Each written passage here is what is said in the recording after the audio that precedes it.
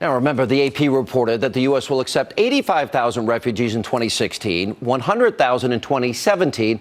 That equals 185,000. That on top of the 70,000 refugees this year, all told, 255,000, many from Syria. Not all by any means. Joining us now with reaction, the director of Jihad Watch, Robert Spencer, from the Islamic House of Wisdom, Imam Muhammad Ali Alahi, and the president for Act for America, Brigitte Gabriel. Imam, let me start with you. Now, if we have the Director of National Intelligence, James Clapper, and we have State Department spokesman John Kirby, and we have James Comey, who you heard, and Assistant Director of the FBI, Michael Steinbach, and Homeland Security Committee Chair Mike McCall, all saying it's impossible to vet the 10,000 that the president insisted today will take in from Syria, why should we risk one American getting hurt in light of what the events in Paris? Why should we risk one American life if they're telling us we cannot vet them all? Can you explain to the American people why we should do that?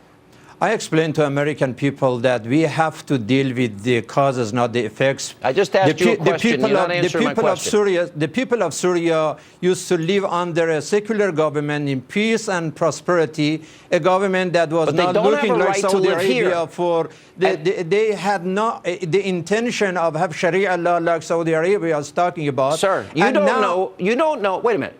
If one of the terrorists in Paris got through the refugee system there, and they're warning us it can happen here. I'll throw this to Brigitte. Brigitte, 1 + 1 = 2. It would be safe to assume that our intelligence officials are right, and this is a danger to the American people. We have to stop the criminals. We have to stop the terrorists. They are a danger to the American people. Brigitte? Right. Is it possible? To me, it's impossible. They are a danger to the American people because our intelligence agencies are monitoring the situation. Look, even ISIS came out and said we already have 4,000 ISIS people smuggled into Europe as refugees. ISIS figured it out. They know they're going to send them here within the refugees. Our intelligence community knows it, and that's why we have to be very careful. Robert Spencer, really quick to you. Why should the people of America allow, when our intelligence agency says they cannot, that they will infiltrate the refugee community, why would the president insist on doing that? Isn't that gambling with the lives of the American people?